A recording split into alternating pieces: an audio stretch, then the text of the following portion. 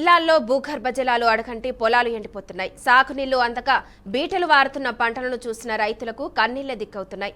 అయినా అనుమతుల పేరుతో అనధికారికంగా ఇసుక క్వారీల నుంచి అక్రమ రవాణా యథేచ్ఛగా సాగుతూనే ఉంది. ఈ ఇసుక దందాపై రెవెన్యూ, మైనింగ్, పోలీసు శాఖలు పట్టించుకోకపోవడంతో ఆగ్రహించిన అన్నదాతలు క్వారీ యాజమాన్యంతో గొడవకు దిగారు. ఇక ఇసుక అక్రమ రవాణాపై క్షేత్రస్థాయిలో పర్యవేక్షణ జరగకపోవడంతో కరీంనగర్ జిల్లా రైతులు క్వారీ అక్రమాలకు బలవుతున్నారు. నది భూగర్భ జలాల్లో ఇసుక వెలికితీత గరిష్టంగా 1 నుండి 2 మీటర్ల లోతు వరకు మాత్రమే అనుమతున్నప్పటికీ చల్లూరు ఇసుక క్వారీలో 6 నుంచి 7 మీటర్ల లోతు వరకు అక్రమంగా తవ్వకాలు జరుగుతున్నాయన్నారు. ఇక చెల్లూరు గ్రామ శివారుకు మాత్రమే పరిమితమైన అనుమతులు ఉన్నప్పటికీ ఇప్పలపల్లి గ్రామ శివారులో కూడా అనధికారికంగా ఇసుక తవ్వకాలు చేపడుతున్నారు.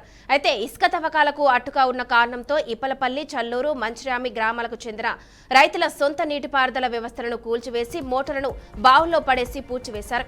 ఇప్పటి వరకు కనీసం 30 వ్యవసాయ బావులు, మోటార్లు, నది నుంచి పొలాల వరకు ఉన్న పైప్ లైన్లు పూర్తిగా ధ్వంసం చేశారు.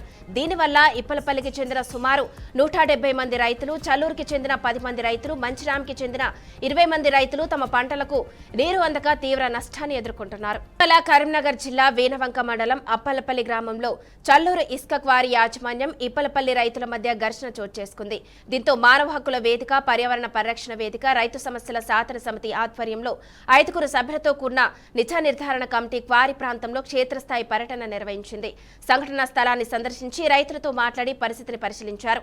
రైతులతో ప్రత్యక్షంగా మాట్లాడి ఇసుక వెలికితీత విధానాన్ని స్వయంగా పరిశీలించి కమిటీ కొన్ని నిర్ధారణలు చేసింది.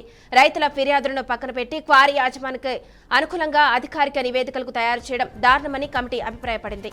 నది గర్భంలో ఇసుక తవ్వి బావుల్లా మార్చి నీటి ఊటలను ఒడిసి పట్టుకుని సొంత మోటార్లు, పైప్ లైన్లు, ప్రభుత్వ విద్యుత్తో నీటిని వ్యవసాయానికి వినియోగిస్తున్న రైతులను చట్ట ఉల్లంఘనదారులుగా ప్రకటించడం, వాల్టా చట్టంతో బెదిరించడం అన్యాయమని కమిటీ అభిప్రాయపడింది. అయితే భూగర్భ జలాలు అడగంటడానికి కారణం ఇసుక క్వారీలు నిర్ధారించారు.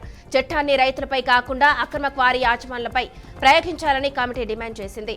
నిజ నిర్ధారణ కమిటీ వేసి చేతులు దులుపుకోకుండానే ప్రభుత్వం రైతుల సమస్యలను పరిష్కరించి దేశానికి రైతే రాజు అనే విధంగా చర్యలు చేపట్టాలని రైతులు కోరుతున్నారు.